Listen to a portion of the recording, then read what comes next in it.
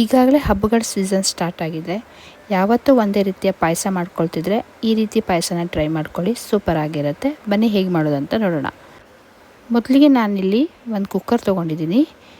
ಕುಕ್ಕರ್ಗೆ 1 ಟೇಬಲ್ ಸ್ಪೂನಷ್ಟು ತುಪ್ಪನ ಹಾಕಿಬಿಟ್ಟು ತುರಿದ ಒಂದು ಸೋರೆಕಾಯಿ ತೊಗೊಂಡಿದ್ದೀನಿ. ಇದನ್ನು ಹಾಕ್ಕೊಂಡು ಚೆನ್ನಾಗಿ ಫ್ರೈ ಮಾಡ್ಕೋಬೇಕು.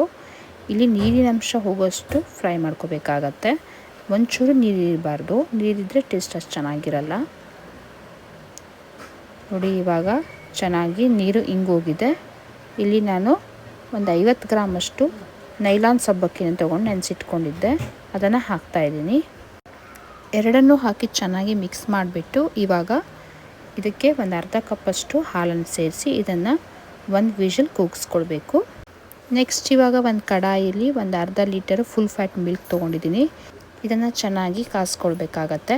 ಹಾಲು ಕಾಯಿಸ್ಬೇಕಾದ್ರೆ ಚೆನ್ನಾಗಿ ಮಿಕ್ಸ್ ಮಾಡ್ಕೊಳ್ತಾ ಇರಬೇಕು, ಇಲ್ಲದಿದ್ದರೆ ಮೇಲ್ಗಡೆ ಕೆನೆ ಕಟ್ಟುತ್ತೆ, ಚೆನ್ನಾಗಾಗಲ್ಲ ಪಾಯಸ.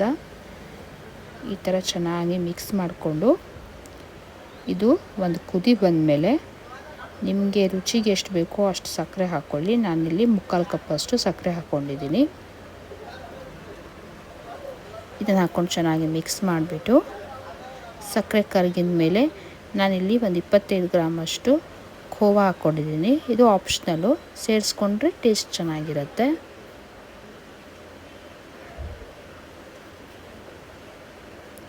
ಇವಾಗ ಖೋವಾ ಎಲ್ಲ ಮಿಕ್ಸ್ ಆಗಿದೆ.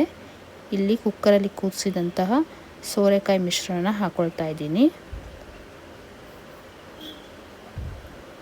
ಇದನ್ನು ಹಾಕಿ ಮತ್ತೆ ಚೆನ್ನಾಗಿ ನಾನು ಮಿಕ್ಸ್ ಮಾಡ್ಕೊಳ್ತೀನಿ. ಈ ಥರ ಮಧ್ಯೆ ಮಧ್ಯೆ ಮಿಕ್ಸ್ ಮಾಡ್ಕೊಳ್ತಾ ಇರಿ, ಇಲ್ಲಾಂದರೆ ಪಾಯಸ ತಡೆ ಹಿಡಿಯುತ್ತೆ. ಮಿಕ್ಸ್ ಆದಮೇಲೆ ನಾನಿಲ್ಲಿ ನಂದಿನಿ ಅವ್ರದ್ದು ಪಿಸ್ತಾ ಮಿಲ್ಕ್ ಶೇಕನ್ನು ಯೂಸ್ ಮಾಡ್ತಾಯಿದ್ದೀನಿ. ಇದನ್ನು ಒಂದು ಅರ್ಧ ಕಪ್ಪಷ್ಟು ಹಾಕೊಳ್ತಾ ಇದ್ದೀನಿ. ಇದು ಆಪ್ಷನಲ್ಲು, ಹಾಕಿದರೆ ಟೇಸ್ಟ್ ಚೆನ್ನಾಗಿ ಬರುತ್ತೆ. ಒಂದ್ಸಲ ಟ್ರೈ ಮಾಡಿ ನೋಡಿ. ಹಾಗೆ ಇಲ್ಲಿ ಬಾದಾಮಿ ಮತ್ತು ಗೋಡಂಬಿನ ಸೇರಿಸ್ಕೊಂಡಿದ್ದೀನಿ. ನಾನು ದ್ರಾಕ್ಷಿ ಇಷ್ಟಪಡಲ್ಲ, ಅದಕ್ಕೆ ನಾನು ದ್ರಾಕ್ಷಿ ಹಾಕ್ಕೊಂಡಿಲ್ಲ. ನೀವು ಬೇಕಿದ್ರೆ ದ್ರಾಕ್ಷಿಯನ್ನು ತುಪ್ಪದಲ್ಲಿ ಹುರಿದ್ಬಿಟ್ಟು ಸೇರಿಸ್ಕೊಳ್ಬೋದು. ಪಾಯಸ ರೆಡಿಯಾಗಿದೆ, ನೋಡಿ ಎಷ್ಟು ಚೆನ್ನಾಗಿದೆ ಅಂತ. ಒಂದ್ಸಲ ಟ್ರೈ ಮಾಡಿ ನೋಡಿ. ನೀವು ಪದೇ ಪದೇ ಮನೇಲಿ ಮಾಡ್ಕೊಳ್ತಾ ಇರ್ತೀರಾ. ವಿಡಿಯೋ ಇಷ್ಟ ಆದರೆ ಸಬ್ಸ್ಕ್ರೈಬ್ ಮಾಡೋದು ಮರಿಬೇಡಿ. ಹಾಗೆ ಲೈಕ್ ಮಾಡಿ, ಶೇರ್ ಮಾಡಿ. Thank you.